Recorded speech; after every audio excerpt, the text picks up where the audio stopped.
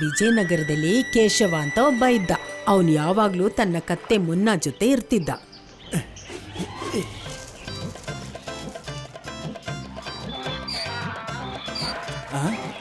ಅಯ್ಯೋ, ಯಾಕೋ ಮುನ್ನ ಈ ತರ ಕಿರ್ಚ್ಕೋತಾ ಇದೀಯಾ?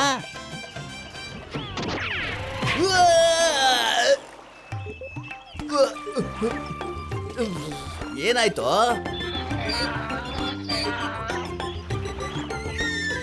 ಅಯ್ಯೋ, ಬಾಯ್ ಬಿಟ್ಟು ಹೇಳೋದಕ್ಕಾಗಲ್ವೇನೋ ಮುನ್ನ?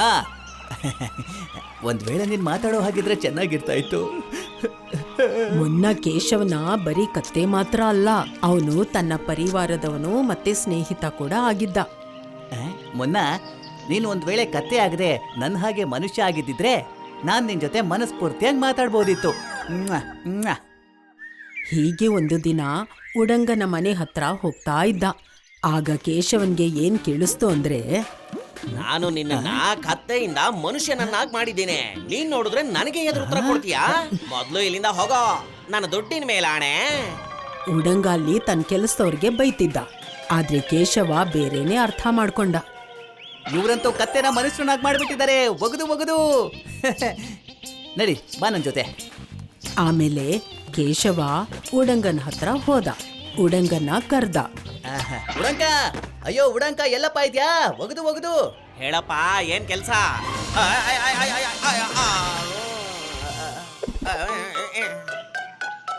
ನೀವಂತೂ ಅದ್ಭುತವಾದ ವ್ಯಕ್ತಿ ಉಡಂಕ ಅಣ್ಣ, ಒಗದು ಒಗದು. ನನಗೆ ಇವತ್ತಷ್ಟೇ ಗೊತ್ತಾಗಿತ್ತು. ಅಂತದ್ ನಾನೇನಪ್ಪ ಮಾಡ್ದೆ? ನನ್ನ ದುಡ್ಡಿನ ಮೇಲಾಣೆ. ಅಯ್ಯೋ, ಇದೇ ನಿಮ್ಮ ದೊಡ್ಡ ವ್ಯಕ್ತಿತ್ವ, ಒಗದು ಒಗದು. ಚಮತ್ಕಾರ ಮಾಡಿ ಕೂಡ ಏನು ಹೇಳ್ಕೊಳ್ಳೋದೇ ಇಲ್ಲ ನೀವು. ನನ್ನ ಮುನ್ನನ್ನು ಕೂಡ ಮನುಷ್ಯನನ್ನಾಗಿ ಮಾಡ್ಬಿಡಿ, ಸ್ವಲ್ಪ ದೊಡ್ಡ ಮನ್ಸು ಮಾಡಿ. ಇದನ್ನ ಮನುಷ್ಯನನ್ನಾಗ ಇಲ್ಲ ಅಂತ ಅನ್ಬೇಡಿ, ಸ್ವತಃ ನಾನೇ ನನ್ನ ಕಣ್ಣಾರೆ ನೋಡಿದ್ದೀನಿ. ನೀವು ಕತ್ತೆನ ಮನುಷ್ಯನನ್ನಾಗಿ ಮಾಡಿದ್ದು, ನೀವು ಅದ್ರ ಜೊತೆ ಮಾತು ಕೂಡ ಆಡ್ತಾ ಇದ್ರಿ. ಅದ್ರ ಬದಲಾಗಿ ನಾನು ನಿಮ್ಗೆ ನಾಣ್ಯ ಕೊಡ್ತೀನಿ, ಒಗದು ಒಗದು. ಮೊದ್ಲು ಉಡಂಗನ್ಗೆ ಒಂಚೂರು ಅರ್ಥನೇ ಆಗಿರ್ಲಿಲ್ಲ. ಆಮೇಲೆ ಅವನು ಒಂದು ಉಪಾಯ ಮಾಡ್ದ. ನಾನು ಈಗಷ್ಟೇ ನನ್ನ ಹತ್ರ ಕೆಲಸ ಮಾಡ್ತಿದ್ದವನ್ನ ಇಲ್ಲಿಂದ ಓಡಿಸ್ಬಿಟ್ಟೆ. ಈ ಕತ್ತೆ ಅಂತೂ ನನಗೆ ಕೆಲ್ಸಕ್ ಬರುತ್ತೆ. ತುಂಬಾ ಒಳ್ಳೇದೇ ಆಯ್ತು. ಖಂಡಿತವಾಗ್ಲೂ ಮಾಡ್ತೀನಿ, ಆದ್ರೆ ನನಗೆ ಸ್ವಲ್ಪ ಸಮಯ ಬೇಕು. ಇದನ್ನು ನನ್ನ ಹಾಗೆ ಒಳ್ಳೆ ಮನುಷ್ಯನನ್ನಾಗಿ ಮಾಡ್ಬಿಡಿ ಉಡಂಕಣ್ಣ. ಬರ್ತೀನಿ ನಾನು. ಉಡಂಕಣ್ಣ ಹೇಳಿದ ಮಾತನ್ನ ಕೇಳ್ಬೇಕು ನೀನು.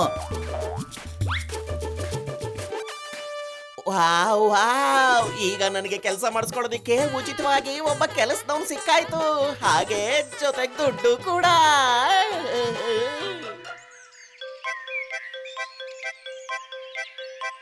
ಕೇಶವನ ಕತ್ತೆ ತುಂಬಾ ಬುದ್ಧಿವಂತ ಆಗಿತ್ತು. ಅವನೇನ್ ಹೇಳಿ ಹೋಗಿದ್ನೋ ಅದನ್ನೆಲ್ಲ ಹಾಗೆ ಕೇಳ್ತಾ ಇತ್ತು. ಕೇಶವನ ಕತ್ತೆ ತುಂಬಾ ಬೇಗನೆ ಕೆಲಸ ಮಾಡಕ್ ಶುರು ಮಾಡ್ತು. ತಗೊಳಪ್ಪ, ನಿನ್ ಸಾಮಾನೆಲ್ಲ ಬಂದಾಯ್ತು, ಬೇಗ ನನ್ ದುಡ್ಡು ಕೊಡು. ನಡಿ.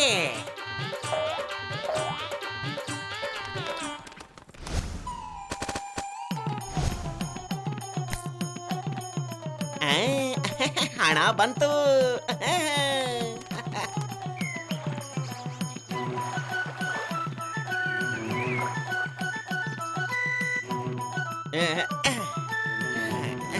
ಇವತ್ತು ನನಗೆ ತುಂಬಾ ಕೆಲಸ ಇದೆ. ನಾನ್ ನಿನ್ ಜೊತೆ ಬರೋದಿಕ್ಕಾಗಲ್ಲ ಮುನ್ನ. ಈ ದಿನಸಿನೆಲ್ಲ ನೀನೇ ತಗೊಂಡೋಗಿ ಮಾರುಕಟ್ಟೆಯಲ್ಲಿ ಕೊಟ್ಬಿಟ್ ಬಾ.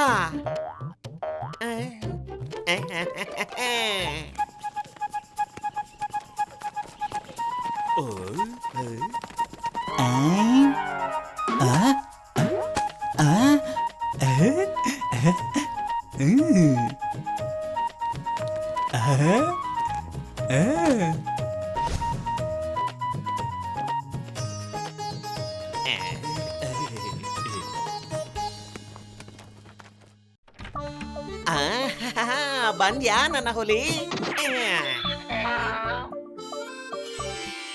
ಅರೆ ವಾ ವಾ ವಾ ವಾ, ನೀನಂತೂ ತುಂಬಾ ಒಳ್ಳೆ ಕೆಲಸ ಮಾಡಿದೀಯಾ. ಮೂರ್ಖರಲ್ಲೇ ಅತಿ ದೊಡ್ಡ ಮೂರ್ಖ ನಿನ್ನ ಮಾಲೀಕ ಆ ಕೇಶವ.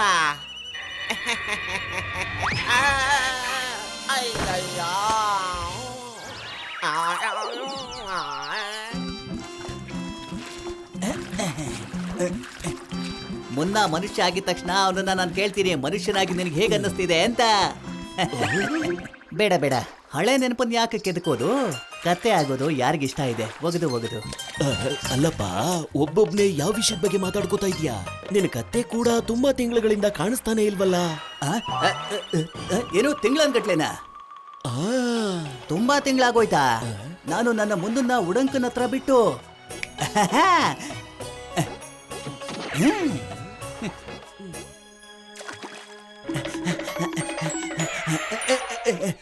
ಉಡಂಕ, ಓ ಉಡಂಕ, ಅಣ್ಣ ಎಲ್ಲಿದ್ಯಪ್ಪ ನೀನು? ಉಡಂಗನ್ಗೆ ಅರ್ಥ ಆಯ್ತು ಕೇಶವ ತನ್ ಕತ್ತೇನ್ ಕರ್ಕೊಂಡ್ ಹೋಗಕ್ ಬಂದಿದ್ದಾನೆ ಅಂತ. ಇಷ್ಟೊಂದ್ ಕೆಲ್ಸ ಮಾಡೋ ಕತ್ತೇನ ಅವನ್ ವಾಪಸ್ ಆದ್ರೂ ಹೇಗ್ ಕೊಡ್ತಾ ಇದ್ದ? ನನ್ ಮುನ್ನ ಎಲ್ಲಣ್ಣ? ಮಾರ್ಕೆಟ್ ಅಲ್ಲಿ ನಿನಗೆ ಕಾಣಿಸ್ಲಿಲ್ವಾ? ಅವನೀಗ ಮಾರ್ಕೆಟ್ ನಲ್ಲಿ ಶಾಲಿನ ಅಂಗಡಿ ಇಟ್ಕೊಂಡಿದ್ದಾನೆ. ಏನೋ ಅವನು ತನ್ನ ಅಂಗಡಿ ಬೇರೆ ಇಟ್ಕೊಂಡಿದ್ದಾನ? ಒಗದು ಒಗದು. ಅವನೀಗ ತುಂಬಾ ಬುದ್ಧಿವಂತ ಆಗ್ಬಿಟ್ಟಿದಾನಪ್ಪ. ಅಲ್ಲೇ ಎಲೆ ಅಡಿಕೆ ಅಂಗಡಿ ಇದೆಯಲ್ಲ, ಅಲ್ಲೇ ಒಂದು ಅಂಗಡಿ ಇಟ್ಕೊಂಡಿದ್ದಾನೆ. ಅಲ್ಲಿಂದ ಕೇಶವ ಹೊರಟ ತನ್ ಮುನ್ನಾನ ನೋಡೋದಿಕ್ಕೆ. ತಗೊಳ್ಳಿ ತಗೊಳ್ಳಿ, ಬಣ್ಣ ಬಣ್ಣದ ಶಾಲ್ ತಗೊಳ್ಳಿ, ಅದ್ಭುತವಾಗಿರೋ ಶಾಲು ತಗೊಳ್ಳಿ ತಗೊಳ್ಳಿ, ಬನ್ನಿ ಬನ್ನಿ ಶಾಲ್ ತಗೊಳ್ಳಿ. ವಾಹ ಮುನ್ನ ಬಾ, ಎಷ್ಟು ಬದಲಾಗ್ಬಿಟ್ಟಿದ್ಯಪ್ಪ ನೀನು, ಒಗದು ಒಗದು. ಅಯ್ಯೋ, ಯಾರ್ ಮುನ್ನ? ಯಾವ ಮುನ್ನ? ನನ್ನ ಹೆಸರು ದೀನು ಅಂತ. ದೀನು? ನೀನು ಕೆಲ್ಸ ಮತ್ತೆ ಹೆಸರು ಎರಡನ್ನೂ ಬದಲಾಯಿಸ್ಕೊಂಡ್ಬಿಟ್ಯಾ? ಒಗದು ಒಗದು. ಸರಿ, ಅದನ್ ಬಿಡು, ಮಾತಾಡಿದ್ ಸಾಕು, ತಗೋ ಇದನ್ನ. ಕೇಶವ ಒಂದ್ ಸ್ವಲ್ಪನೂ ಅರ್ಥನೇ ಮಾಡ್ಕೋತಾ ಇರ್ಲಿಲ್ಲ. ಇವನು ತನ್ ಮುನ್ನ ಅಲ್ಲ, ದೀನು ಅಂತ. ಅಯ್ಯೋ, ಇವನು ಹಿಂದೆನೆ ಬಿದ್ದವನಲ್ಲ. ಅಯ್ಯೋ ಮುನ್ನ ನಿಂತ್ಕೊಳ್ಳೋ, ಅಯ್ಯೋ ಮುನ್ನ ಓಡೋಗ್ಬೇಡ, ನಿಂತ್ಕೊಳ್ಳೋ, ನನ್ ಮಾತ್ ಕೇಳೋ. ಅಯ್ಯೋ ಮುನ್ನ, ನನ್ ಮಾತ್ ಕೇಳೋ. ಮುನ್ನ ಸ್ವಲ್ಪ ನಿಂತ್ಕೊಳ್ಳಪ್ಪ. ಅಯ್ಯೋ ಎಲ್ಲಿ ಹೋದಪ್ಪ ಇವನು? ಮುನ್ನ, ಹಾ ಸಿಕ್ಬಿಟ್ಟ. ಅಯ್ಯೋ, ಬಿಟ್ಬಿಡು ನನ್ನ, ಬಿಟ್ಬಿಡು ಬಿಟ್ಬಿಡು. ಅಯ್ಯೋ ಎಲ್ಲೋ ಹೋಗ್ತಾ ಇದೀಯ ಮುನ್ನ? ಆದ್ರೆ ಅಲ್ಲಿ ಜನರೆಲ್ಲ ಸೇರ್ಕೊಂಡ್ಬಿಟ್ರು. ಕೇಶವ ಹೇಳಿದ ಮಾತನ್ ಕೇಳಿ ಅಲ್ಲಿರೋರೆಲ್ಲ ನಗಕ್ ಶುರು ಮಾಡಿದ್ರು. ಕೇಶವ, ನಿನ್ನ ಉಡಂಗ ಕತ್ತೆ ಮಾಡಿದಾನೆ.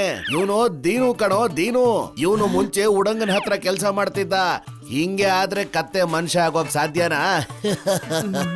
ಉಡಂಕ ಇವನನ್ನ ಮೂರ್ಖನನ್ನಾಗ್ ಮಾಡಿರೋ ವಿಷಯ ಗೊತ್ತಾಗಿ ಕೇಶವನ್ಗೆ ತುಂಬಾ ಕೋಪ ಬಂತು. ಉಡಂಕ!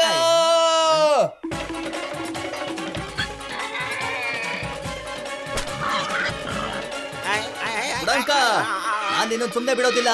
ನಾನ್ ನನ್ ಮುಂದನ್ನ ಮನುಷ್ಯನನ್ನ ಮಾಡುವಂತ ನಿನ್ನ ಹತ್ರ ಬಿಟ್ಟಿದ್ದೆ, ಆದ್ರೆ ನೀನು ನಿನ್ನ ಮಾತುಗಳಿಂದ ನನ್ನನ್ನೇ ಕತ್ತೆ ಮಾಡ್ಬಿಟ್ಟಿದ್ಯಾ. ಅಯ್ಯೋ ಅಯ್ಯೋ, ನನ್ನ ಮಾತು ಸ್ವಲ್ಪ ಕೇಳಪ್ಪ, ನನ್ನ ಮಾತು ಕೇಳು.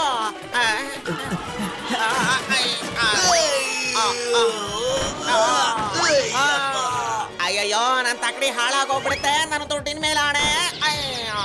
ನನ್ನ ಕೈಗೆ ಸಿಕ್ಕಾಕೊಂಡ್ರೆ ನಿನ್ಗೊಂದು ಗತಿ ಕಾಣಿಸ್ತೀನಿ, ನೋಡ್ತಾ ಇರು. ಒಗದು ಒಗದು.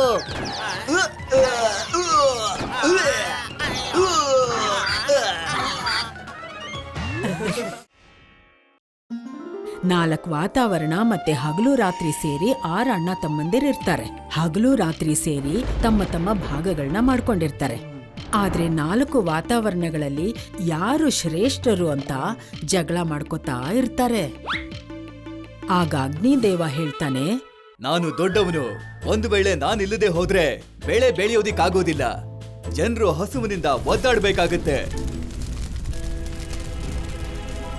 ಆಗ ಚಳಿಗಾಲ ಹೇಳತ್ತೆ, ನಾನೇ ಶ್ರೇಷ್ಠ ಅಂತ. ಇಲ್ಲ ಅಣ್ಣ, ನನ್ನಿಂದ ಯಾವಾಗ ಚಳಿ ಶುರುವಾಗುತ್ತೋ ಆಗ ಫಸಲು ತುಂಬಾ ಚೆನ್ನಾಗಿ ಬರುತ್ತೆ. ಇಂದ್ರದೇವನಿಗೆ ಇದೆಲ್ಲ ನೋಡ್ಕೊಂಡು ಸಹಿಸ್ಕೊಳಕ್ ಆಗ್ತಿರ್ಲಿಲ್ಲ. ಆಗ ಅವನು ಕೂಡ ತನ್ನ ಶಕ್ತಿನ ತೋರಿಸ್ತಾನೆ. ಅಣ್ಣ, ಬೆಳೆ ಬರೋದು ನಾನು ಮಳೆ ಬರಸ್ದಾಗ ಮಾತ್ರ. ಆಗ ವಾಯುದೇವ ನಾನೇನು ಕಮ್ಮಿ ಇಲ್ಲ ಅಂತ ತನ್ನ ಶಕ್ತಿನ ತೋರಿಸ್ತಾನೆ. ಅಣ್ಣ, ನಾನು ಯಾವಾಗ ನಡಿತೀನೋ ಆಗ ಮೋಡಗಳು ಬರುತ್ತೆ, ಆಮೇಲೆ ಮಳೆ ಆಗುತ್ತೆ. ಯಾವ ವಾತಾವರಣ ಚೆನ್ನಾಗಿದೆ ಅಂತ ಜನಗಳನ್ನ ಬಿಟ್ರೆ ಬೇರೆ ಯಾರು ಹೇಳೋದಿಕ್ ಸಾಧ್ಯ? ಇದನ್ನ ತಿಳ್ಕೊಳ್ಳೋದಿಕ್ಕೆ 4 ದೇವತೆಗಳು ವಿಜಯನಗರಕ್ಕೆ ಬರ್ತಾರೆ. ಬೇಸಿಗೆ ಕಾಲದ ವಾತಾವರಣ ಅಂತೂ ತುಂಬಾ ಚೆನ್ನಾಗಿದೆ, ನನ್ನ ದುಡ್ಡಿನ ಮೇಲಾಣೆ. ಕೇಳಿಸ್ಕೊಂಡ್ರಲ್ಲ ನೀವೆಲ್ಲ ವಿಜಯನಗರದ ಜನ ನನ್ನನ್ನ ಎಷ್ಟು ಇಷ್ಟಪಡ್ತಾರೆ ಅಂತ. ಒಬ್ಬ ವ್ಯಕ್ತಿ ಹೇಳಿದ್ರೆ ಸಾಕಾಗೋದಿಲ್ಲ ಅಣ್ಣ. ನೀವಂತೂ ಸರಿಯಾಗಿ ಹೇಳಿದ್ರಿ ಯಜಮಾನ್ರೆ. ಬೇಸಿಗೆನಲ್ಲಿ ಒಳ್ಳೆ ಮಾವಿನ ಫಸಲು ಬರುತ್ತೆ, ಅದರಿಂದ ನನಗಂತೂ ಸಿಕ್ಕಾಪಟ್ಟೆ ಲಾಭ ಆಗುತ್ತೆ. ತೀರ್ಮಾನ ಆಯ್ತು. ವಿಜಯನಗರದ ವಾಸಿಗಳ ಹತ್ರ ಅಗ್ನಿದೇವನ್ನ ಬಿಟ್ಟು ಉಳಿದ ಅಣ್ಣ ತಮ್ಮಂದಿರು ಹೊರಟೋದ್ರು.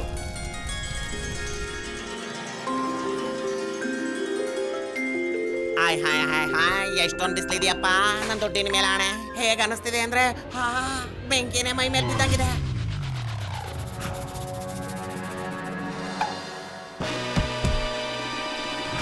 ಅಯ್ಯಯ್ಯೋ, ನನ್ನ ಮಾವಿನ ಹಣ್ಣೆಲ್ಲ ಒಣಗಿ ಉದುರು ಹೋಗ್ತಾ ಇದೆಯಲ್ಲಪ್ಪ. ಈ ಸಲ ಬೇಸಿಗೆಯಿಂದ ನನಗೆ ಸಾಕಷ್ಟು ನಷ್ಟ ಆಗ್ತಿದ್ಯಲ್ಲಪ್ಪ. ಅಯ್ಯೋ ಬಿಸ್ಲು, ನೀರೆಲ್ಲಿದ್ಯಪ್ಪ ನೀರು? ಅಯ್ಯೋ ಇದೇನ್ ಬಿಸ್ಲ ಇಲ್ಲ ಬೆಂಕಿ ಕೆಂಡನ? ಇದೆಲ್ಲ ಯಾವಾಗ ಹೋಗುತ್ತಪ್ಪ?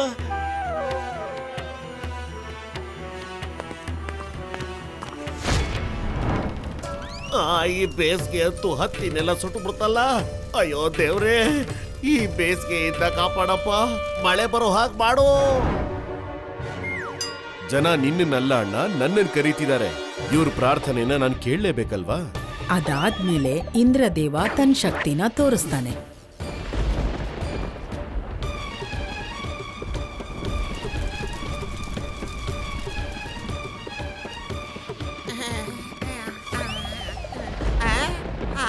ಮಳೆ ಬರ್ತಾ ಇದೆ.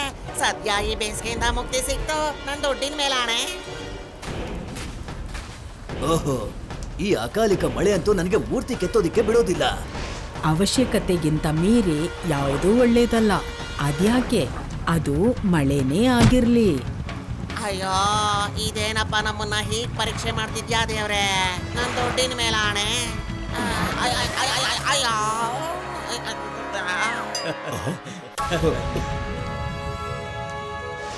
ಇದಕ್ಕಿಂತ ತಂಡಿನೇ ಚೆನ್ನಾಗಿತ್ತು. ನನ್ನ ಬಟ್ಟೆ ಎಲ್ಲ ಒದ್ದೆ ಆಗ್ತಾ ಇದೆ.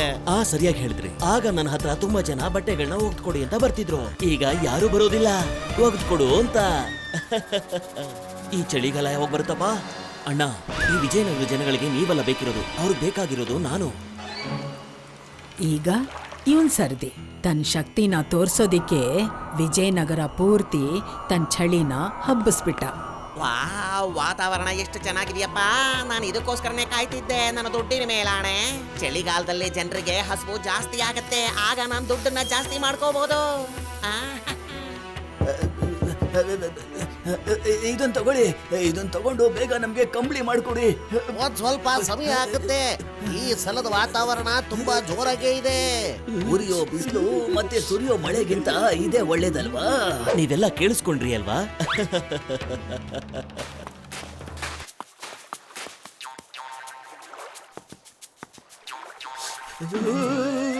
ಏನಪ್ಪ ಈ ನೀರು ಇಷ್ಟೊಂದು ಕೊರಿತಾ ಇದೆ, ಏನಪ್ಪ ಮಾಡೋದೀಗ? ಇದೆಂತ ಕಂಬಳಿ ಮಾಡ್ಕೊಂಡಿದ್ದೀರಾ? ಇದರಿಂದ ಚಳಿನೇ ಕಡಿಮೆ ಆಗ್ತಿಲ್ವಲ್ಲಪ್ಪ? ಅಯ್ಯೋ, ಬೆಂಕಿ ಶಾಖದಿಂದ ಹೋಗದೆ ಇರೋ ತಂಡಿ ಕಂಬಳಿಯಿಂದ ಹೊರಟು ಹೋಗುತ್ತೇನೋ.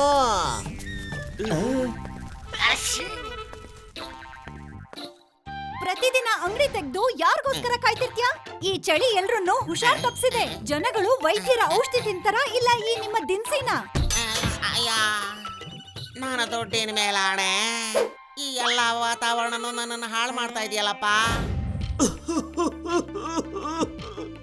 ಈ ವಾತಾವರಣ ಅಂತೂ ನನ್ನ ಆರೋಗ್ಯ ಎಲ್ಲ ಹಾಳು ಮಾಡ್ತಾ ಇದೆ.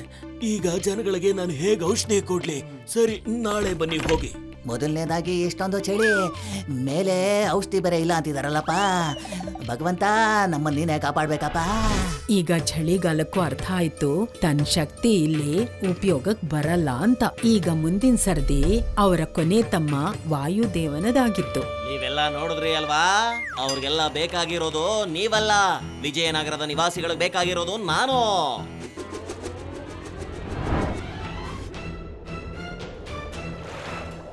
ವಾವ್, ಎಂತ ಗಾಳಿ ಬೀಸ್ತಿದ್ಯಪ್ಪ. ನನ್ನ ಬಟ್ಟೆ ಈಗ ಬೇಗ ಒಣಗುತ್ತೆ. ಇವತ್ತು ಬಟ್ಟೆ ಒಗೆಯೋದ್ರಲ್ಲಂತೂ ಸಿಕ್ಕಾಪಟ್ಟೆ ಮಜಾ ಸಿಗುತ್ತೆ.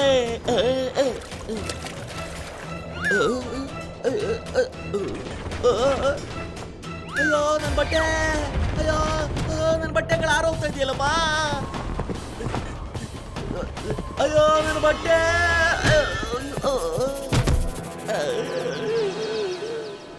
ಅಯ್ಯಯ್ಯೋ ಅಯ್ಯಯ್ಯೋ ಎಂತ ಹಣೆ ಬರನಪ್ಪ ಇದು. ಅಯ್ಯಯ್ಯೋ ನನ್ನ ಬಾಳೆ ಗಿಡ ಅಯ್ಯಯ್ಯೋ ಹಾರ್ಕೊಂಡು ಹೋಗ್ತಿದ್ದೀರಪ್ಪ. ನನ್ನ ದುಡ್ಡಿನ ಮೇಲಾಣೆ. ಅಯ್ಯೋ ನನ್ನ ತಿನ್ಸಿ. ಅಯ್ಯೋ ನನ್ನ ಅಂಗಡಿ ಏನಪ್ಪ ಇದು. ಅಯ್ಯೋ ಒಬ್ಬನೇ ಎಲ್ಲೋಗ್ತಿದ್ಯಪ್ಪ. ಇರೋ ನಾನು ಬಂದೆ ನಿನ್ ಜೊತೆ. ಅಯ್ಯೋ ವಾಯುದೇವ ಬಂದ್ಮೇಲೂ ವಿಜಯನಗರದ ನಿವಾಸಿಗಳು ಖುಷಿಯಾಗಿರ್ಲಿಲ್ಲ. ಅಲ್ಲಿನ ಜನಗಳು ಈ ಸಮಸ್ಯೆಗಳಿಂದ ತುಂಬಾನೇ ನೊಂದುಬಿಟ್ಟಿದ್ರು. ಗುರುಗಳೇ, ನೀವೇ ಇದಕ್ಕೇನಾದ್ರೂ ಒಂದು ಪರಿಹಾರ ಹೇಳಿ. ಇದಕ್ಕೂ ಮುಂಚೆ ನಮ್ಗೆ ಯಾವತ್ತೂ ಈ ತರ ಆಗೇ ಇರ್ಲಿಲ್ಲ. ಈ ವಾತಾವರಣಗಳಂತೂ ನಮ್ಗೆ ಸಿಕ್ಕಾಪಟ್ಟೆ ತೊಂದರೆ ಕೊಡ್ತಿದೆ. ನನ್ನ ದುಡ್ಡಿನ ಮೇಲಾಣೆ.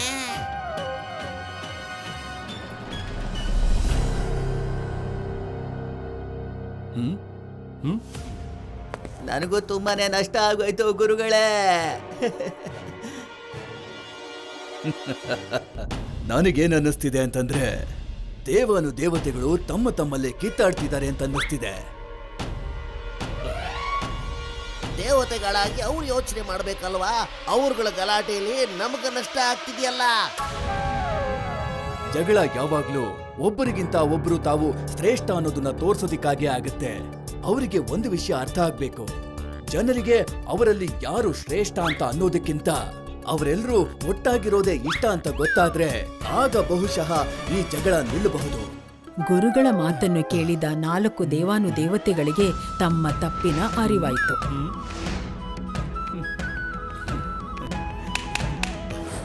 ಅವರ ನಿರ್ಧಾರ ಸರಿಯಾಗೇ ಇತ್ತು. ಮಳೆಗಾಲ ಬೇಸಿಗೆ ಕಾಲ ಆದ್ಮೇಲೆ ಬರೋದು. ಹೇಗೆ ಚಳಿ ಮಳೆ ಜೊತೆ ಇರುತ್ತೋ, ಬೇಸಿಗೆಯಲ್ಲಿ ಗಾಳಿ ಬಂದಾಗ ಖುಷಿ ಸಿಗುತ್ತೋ, ಗಾಳಿ ಮೋಡಗಳನ್ನ ಒಂದ್ ಕಡೆಯಿಂದ ಇನ್ನೊಂದ್ ಕಡೆ ಕರ್ಕೊಂಡು ಹೋಗತ್ತೆ. ಯಾಕೆಂದ್ರೆ ಎಲ್ಲಾ ಕಡೆ ಮಳೆ ಆಗ್ಲಿ ಅಂತ. ಅದಾದ್ಮೇಲೆ ವಾತಾವರಣ ಯಾವತ್ತೂ ಬದಲಾಗಿಲ್ಲ.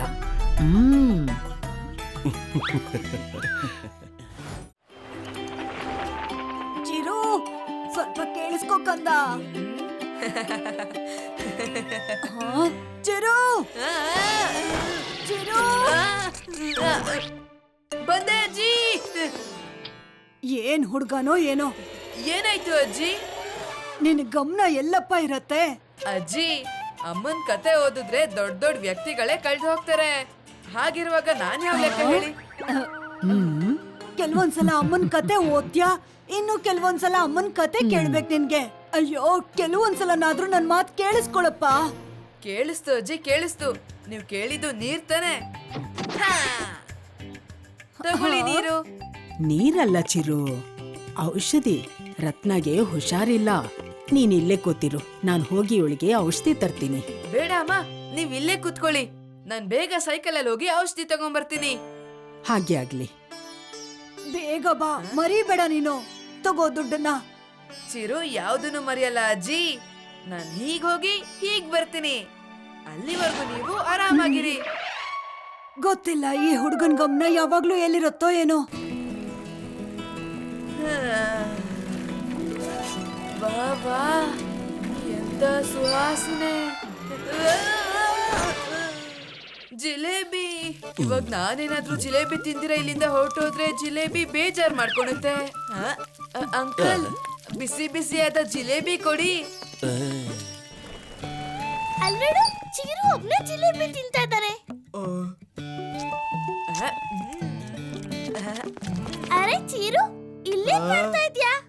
ಸ್ವೀಟ್ ಅಂಗಡಿಯಲ್ಲಿ ನಾನು ತರಕಾರಿ ತಗೊಳಕ್ ಬಂದಿದ್ದೀನಿ. ಕಾಣಿಸ್ತಿಲ್ವಾ ನಾನ್ ಜಿಲೇಬಿ ತಿಂತಿದ್ದೀನಿ?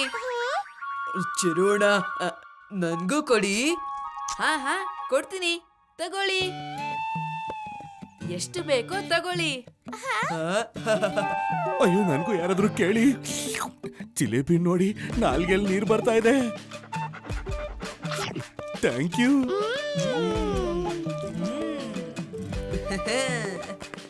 ಅಂಕಲ್, ತಗೊಳ್ಳಿ ಕಾಸು. ವಾ ಚಿರು, ಈ ಜಿಲೇಬಿ ಅಂತ ಅಮ್ಮ ಹೇಳೋ ಸ್ಟೋರಿ ತರನೇ ಸ್ವೀಟ್ ಆಗಿದೆ. ಅಮ್ಮ ಅಂದಿದ್ದಕ್ಕೆ ಜ್ಞಾಪಕ ಬಂತು. ಔಷಧಿ. ಆದ್ರೆ ದುಡ್ಡು ಅಂತೂ ನಾನು ಕೊಟ್ಬಿಟ್ನಲ್ಲ. ಇವಾಗ ಕತೆ ಮುಗೀತು. ಏನಾಯ್ತು? ಚಿರು, ಓವರ್ ಕಾನ್ಫಿಡೆನ್ಸ್ ಒಳ್ಳೇದಲ್ಲ. ನಾನಿಲ್ಲೇ ಇದ್ದಿದ್ರಿಂದ ರತ್ನಾಗೆ ನಾನೇ ಔಷಧಿ ತಂದ್ಕೊಟ್ಟೆ. ಸಾರಿ ಅಮ್ಮ, ಸಾರಿ ಅಜ್ಜಿ. ಇನ್ ಮುಂದೆ ನಾನು ಯಾವತ್ತೂ ಹೀಗ್ ಮಾಡಲ್ಲ. ಏನಾಯ್ತು ಚಿರು? ಅಲ್ಲಿಂದ ಯಾಕೆ ಇಷ್ಟು ಬೇಗ ಓಡ್ ಬಂದೆ? ಇನ್ನು ಏನಾಗ್ಬೇಕು? ಒಂದು ಕೆಲ್ಸ ಕೊಟ್ಟಿದ್ದೆ, ಅದನ್ನು ಮರ್ತು ಬಿಟ್ಟ. ಪರವಾಗಿಲ್ಲ ಬಿಡೋ ರತ್ನ, ಚಿರುಗೆ ತನ್ನ ತಪ್ಪಿನ ಅರಿವು ಆಗೋಗಿದೆ.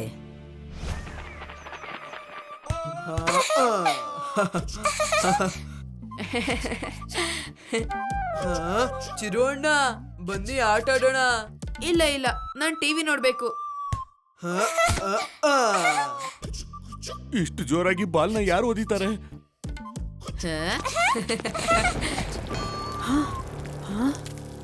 ನೂನಿ, ಚಿರು, ಎಲ್ಲಿ ಹೋದ್ರು ಮಕ್ಕಳೆಲ್ಲ?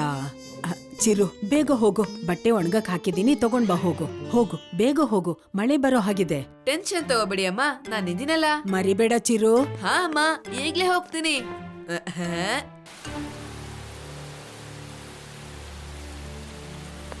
ಹಾ, ಓಹೋ, ಎಲ್ಲ ಬಟ್ಟೆನೂ ನೆಂದ್ ಹೋಯ್ತು. ಈ ಚಿರು ಇದಾನಲ್ಲ. ಚಿರು, ಚಿರು, ನಾನ್ ನಿಂಗ್ ಬಟ್ಟೆ ಎಲ್ಲ ಎತ್ಕೊಂಬರಕ್ ಹೇಳಿದ್ದೆ ತಾನೆ? ಅದು ಸಾರಿ ಅಮ್ಮ, ನಾನ್ ಮರ್ತು ಹೋಗ್ಬಿಟ್ಟೆ. ಅಮ್ಮ, ಇವನ್ ಹೆಸರಂತೂ ಮಿಸ್ಟರ್ ಮರ್ಗುಳೆ ಇರ್ಬೇಕಿತ್ತು, ಚೀರು ಅಂತಲ್ಲ.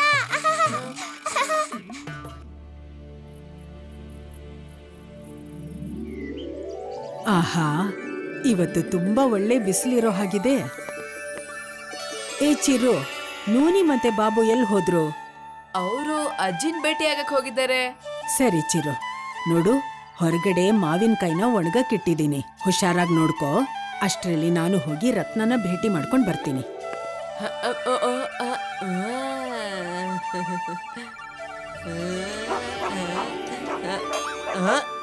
ಏನಾಯ್ತು ಗೋಪಿ? ಒಂದ್ ನಿಮಿಷ ಇರು, ಬರ್ತಿದ್ದೀನಿ. ಗೇಮ್ ಇನ್ನೇನ್ ಮುಗ್ದೋಗುತ್ತೆ. ಈ ಗೋಪಿ ಇದಾನಲ್ಲ, ಒಂದ್ ನಿಮಿಷನೂ ಸುಮ್ನಿರಕ್ಕಾಗಲ್ವಾ ನಿನ್ಗೆ? ಹೋಗು ಇಲ್ಲಿಂದ.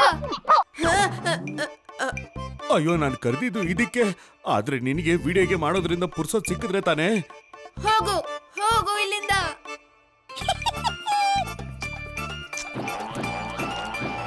ಈಗ ನೀನೇ ಅಮ್ಮಂಗ್ ಉತ್ತರ ಕೊಟ್ಕೋ.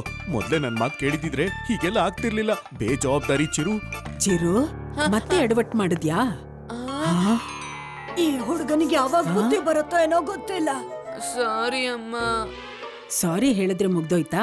ನೀನ್ ಮತ್ತೆ ಮತ್ತೆ ತಪ್ಪು ಮಾಡಿ ಸುಳ್ಳು ಹೇಳೋದನ್ನ ಬಿಟ್ಟು ಸಾರಿ ಹೇಳೋದನ್ನ ನಿಲ್ಲಿಸ್ಬೇಕು. ನೀನ್ ಸಾರಿ ಹೇಳಿದ ತಕ್ಷಣ ಮಾವಿನಕಾಯಿ ಏನ್ ಬಂದ್ಬಿಡಲ್ಲ. ನಾನ್ ನಿಂಗೊಂದ್ ಐಡಿಯಾ ಕೊಡ್ತೀನಿ. ಪದೇ ಪದೇ ಸಾರಿ ಹೇಳೋದಕ್ಕಿಂತ ನಿನ್ ಸಾರಿ ಏನೋ ಬೋರ್ಡೆ ಹಾಕು ಬಿಡು, ಆಗ ಎಲ್ರಿಗೂ ಗೊತ್ತಾಗುತ್ತೆ. Rock paper scissor. ನಾನೇ ಗೆದ್ದಿದ್ದು ಅಮ್ಮ.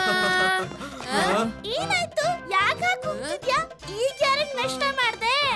ಅಮ್ಮ, ನಾಳೆ ಸ್ಕೂಲಲ್ಲಿ ನನಗ್ ಪಿಕ್ನಿಕ್ ಕರ್ಕೊಂಡು ಹೋಗ್ತಿದ್ದಾರೆ.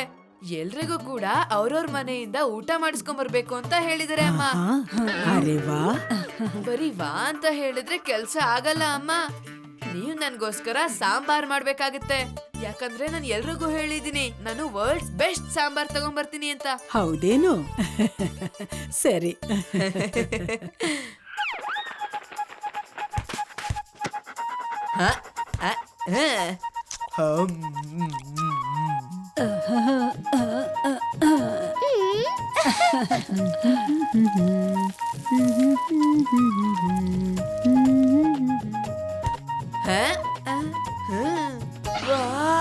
ಸುಹಾಸನೆ ಎಷ್ಟು ಚೆನ್ನಾಗಿದೆ ಅಂದ್ರೆ ಇನ್ನು ಟೇಸ್ಟ್ ಎಷ್ಟು ಚೆನ್ನಾಗಿರ್ಬೋದು.